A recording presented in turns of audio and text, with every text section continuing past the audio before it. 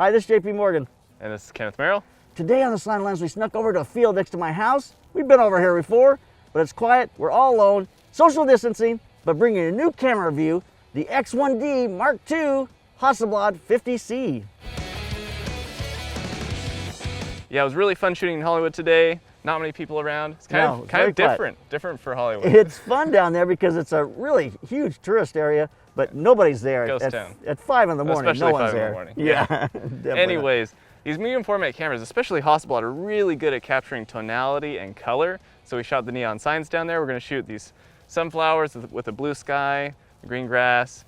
I mean, we're looking at a 50 megapixel sensor here, but that's not 50 megapixels. It's on a large sensor. It's almost twice the size of a normal 35 millimeter. It's 1.7? Yeah, 1.7 times the size of a full frame camera. So it's 50 megapixels, but the pixels are bigger, which allows you to collect more light and collect more information, really. That's why the colors and the tonality come out so nicely with these cameras. We've seen a huge upgrade from the first version of the Hasselblad. The first version of the Hasselblad was a little slow, a little sluggish.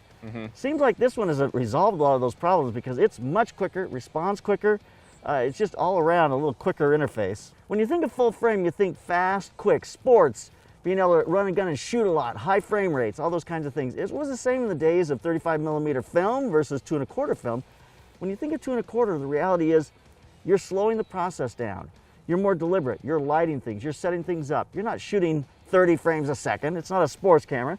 It's made to give you really great images, portraits, great street portraits even, but it's not meant to be a run and gun speedster kind of platform. That said, this does shoot 3 frames per second raw. And each raw file is like 100 megabytes on average because they're 16-bit. That's crazy, 100 megabytes. Yeah, with 14 stops of dynamic range. I mean, there's so much information that you're packing into each image.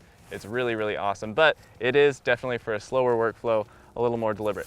So we're going to go shoot some more and just see how this camera does. I'm sure we'll find some things in it that maybe aren't as perfect as we might sound right now, but let's shoot some more shots and see what we got. I love this shooting in this time of day when the sun's starting to rise because you have the sunlight and that gradient in the sky from light blue to really deep blue, and then you also have a lot of other point sources and gradients from other lights like these neon lights that we're shooting. So you get to see how the camera handles subtle tonality, which I think is where medium format really shines because that big sensor, larger image circle lenses, and the 16-bit RAW. So here's one of the first images we shot. I like this one because you have the streak from a car moving through the bottom of the frame. I mean, it's not an amazing image, but there's some fun things here. The lens flares from these lights over the sign are awesome, and you're going to see that throughout these really cool stars. And this, for the aperture, is wide open, right? Yeah, I believe we shot most of this wide open. Because usually when you get a flare like that, it's when you get you're stopped down to f11 or f16, you know, so that's interesting. So, I love these reflections in the Star Walk because the pavement's so shiny. The color is just spectacular. I mean, even like you said in the El Capitan on the left here, it's still, even though it's overexposed there, it's still holding color, and you don't feel like it's just gone. Yeah. It's not pushing those reds into like a weird purple or anything like that. Sometimes you'll see that with other cameras because they don't know what to do when the color goes out of gamut, as it were. And again, here you have on the far right side of the image, you have that pale blue, and that goes into this really deep blue, and the colors are so rich, and that turquoise sort of green. What I love about these images too is there's so much depth to them. There is. You know? And then the subtlety of, again, the subtlety of the tones in this image of the entrance to the Kodak Theater. Like, the colors are so subtle, but the camera doesn't make them all the same color. So if you look at like the shot of the 2 palm trees, the one thing about this camera that I did find a little bit difficult was you don't have a pop-out screen. So when you get that camera down low, trying to look up at those palm trees, I'm down there, you know, into that, and that was a little bit difficult. I wish it had a pop-out screen. I can't imagine how hard that would be on a camera like this, but that's one thing I was missing when it was down low. We also shot an ISO test, so let's take a look at that. This is the same scene. It's the El Capitan Theater, and we're shooting it at different ISOs. Yep. Starting at 100, went straight 100 through. here. Not lit up there, but then we go to 200, and it should be pretty consistent throughout the rest. 800 now. So there's 800. 1600. You're just really not seeing 3200. I feel like 3200 is when I first start to see it a little in the sky around here. And again, I mean, we're looking at it on a screen that's, you know what, 15 inches tall. So if you're blowing it up bigger, you're going to see it more. But and then 6400, you definitely start to see noise here. There is a loss of detail there. Yeah, absolutely. 12,800. So there does come a point where it starts to get pretty gritty. I mean, maybe you could print this, maybe you could noise reduce this at 12,000 and use it in some way, but that's going to be much more of a look. So even when you go to 25,600, it was not very long ago that we would look at 25,600 and go, well, that was a waste of time to shoot. You know, but you look at it now and you're going, yeah, it's pretty grainy and it's got a lot of noise, but it's not like you're going, holy cow, I can't stand that. Well, I will say the colors are consistent throughout the entire range. You don't see the red change. There's almost no color shift, and this is still cleaner than a roll of 3200 ISO film I shot last year. So, absolutely. I mean, the capability. That's a comparison, but. Yeah, the capability of this camera is pretty amazing when it comes to color and capturing a clean image, even at high ISOs. Yeah, ISO it really. I mean, you have such a large sensor, and it allows you to capture and to render this image so much easier at that higher ISO. Yep. So this is more of a sunlit, you know, middle of the day kind of image, and want to just look and see how it handled it, how the bokeh and how the out of focus falls behind it. I mean, it is a 35mm lens at 3.5 is wide open, so it's not like you're going to get a huge fall off, but you do. It falls off. It's not like it's a 90 or 150mm lens. You can't focus super close with this lens. I mean, so we couldn't get like any macro shots or anything. I think it's 16 inches is the minimum focus distance, but still some pretty stuff. Then we got some portraits. This is just with natural light and a bounce, just the sun's in the background, a little fill from a bounce. It shows you a pretty good idea of how it's going to hold that skin tone. You've got a really hard sunlight on the face. Look at the fall off on your shirt there. The focus is falling off pretty fast. Pretty quick. And again, I just love, I mean, I feel like you can really see it in this portrait. You're shooting on a 45mm lens, so it has that nice depth to it, but at the same time you have a pretty wide field of view for that 45, so just a unique look compared to full frame. So this is one of the aspects of this camera that I absolutely love and have loved with Hasselblad since I bought my 500 CM forever ago, and that is that it will sync at pretty much any shutter speed because it's a leaf shutter in the lens. So it's going to open and close, and it allows you to sync at any shutter speed, which means that you don't need high-speed sync on a strobe. It allows you to go all the way to 2,000th of a second. It only goes to 2,000. It doesn't go to 4,000. Right. So there is a limitation there, but you go to 2,000th of a second, and you can sync your strobe without any problem at any aperture at that at 2,000th of a second. I also found out that the FJ400s from Westcott will sync with the trigger with the Hasselblad. And it's not one of the cameras you can choose in the menu, but I just put it on. Can't remember which one I put it on. I didn't think I was even care. Just put it on, turn it on, and it synced just fine. So with the Westcott strobes, the FJ400, which I love that strobe setup, this synced with their trigger and worked flawlessly. So we did our dynamic range test a little differently this time. I'm sitting inside, and the exposure inside is 7 stops darker than it is outside. And you can see it real fast. This is the uncorrected image, where it's just a black silhouette, and all you're seeing is through the window. And then, we brought the shadows back up, and here it is. And there is some banding, in a sweater, a little splotchiness in both of them. The Sony is a lot more green. It's pulling out all these green patterns and stuff. Boy, neither one's doing great. No, and I would have to say the Hasselblad feels more magenta. Yeah, it's pushed very magenta, whereas the Sony's pushed green. But we move even into just one stop brighter than that, so we're not struggling as much in the shadows, and already it's looking pretty nice. So now at this point we move the exposure more towards the shadows by a stop, and if we go to another stop, it's looking good. Looking very good. And we're still holding the outside. The dynamic range is really good on the Hasselblad because it's holding all the information, the highlights outside, and the shadows are preserving this beautiful color and tonality, and you don't have as many noise or color problems as you did in the earlier exposures. Yeah.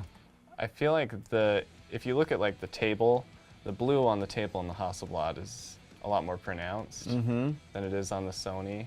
And then, the magenta in your face, I just feel like there's a lot more separation between the colors that's going on in the image.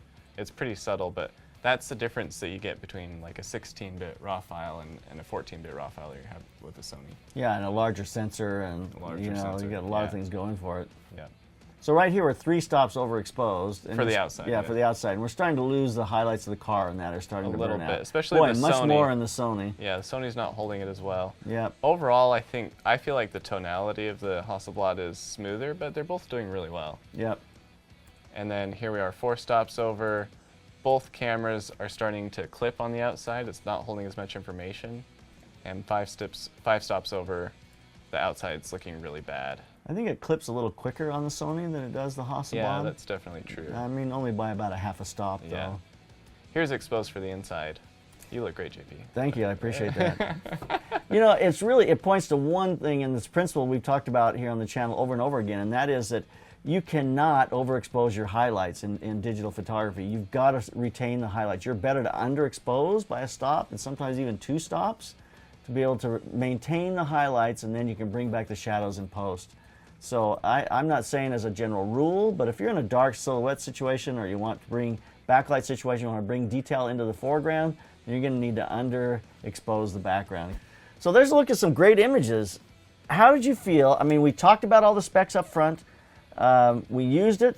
We did talk about the one thing that was a little difficult. I love using autofocus and autofocus points, and I want to move that point around. And you have to reach all the way over to this button. Now, maybe, I don't think you can change that. I don't think so. I mean, you can use the touch screen on the back to adjust your focus point. But I don't like having to pull it away from my face. I feel like I'm not quite framing. Hit the button. I just wish that button wasn't set your reach, because you're going to be using that all the time. That's probably the button you'll use here next to the exposure button the most. Yeah, and it's all the way over, and you have to hold it down for 1 second. It's just a little bothersome. That's a long time. Yeah. Sure. I mean, it's a really sleek body, but I'll admit, I do wish there were a couple more buttons. I wish the buttons more clearly marked. I felt like, granted, I could have read through the manual and figured it all out, but picking up the camera and looking at the back, I didn't really understand what half the buttons were supposed to do. And even after shooting it for half a day, it still felt like I didn't have a great grasp on how to access things in the menu quickly. The touchscreen menu is awesome. You can add quick icons to the back, so you can customize it a lot. It's very useful, but at the end of the day, my personality, my workflow is such that I prefer buttons. You know, it is interesting though. One thing I found kind of appealing is that you didn't have so many things in the menu. It wasn't miles and miles deep. You know, it was a quick get to this, find that, it does this. I don't know. I thought after just using it for a couple of days, I think you'd be pretty intuitive. I think you'd be fine. Yeah, you're probably right. And again, this is more for a slower, it's frankly for a slower workflow.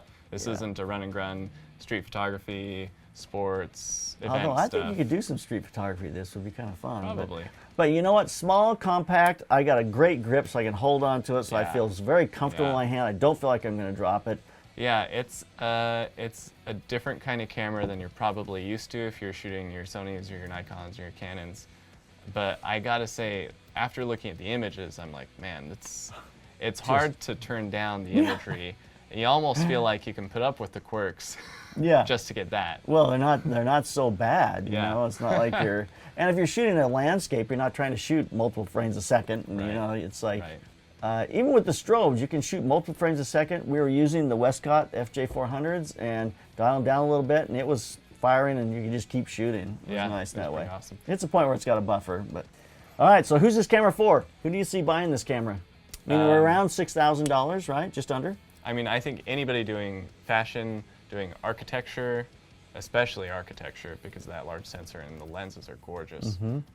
Landscape, maybe still life stuff would be really, really good application for it. So this starts to get into the world of competing with, you know, this medium format, large sensor. There's only several options out there. There are not very many out there. And so it's just interesting to look at those. I'd like to see us compare this to some of the other options that are out there. Just get an idea of where it stands and what the picture quality looks like. So, all right, so there's something for in the future. Make sure you subscribe to us here at the Slamland. Ring that bell or whatever that is so that every time we get a new video, you'll know about it. So keep those cameras rolling. And keep on clicking.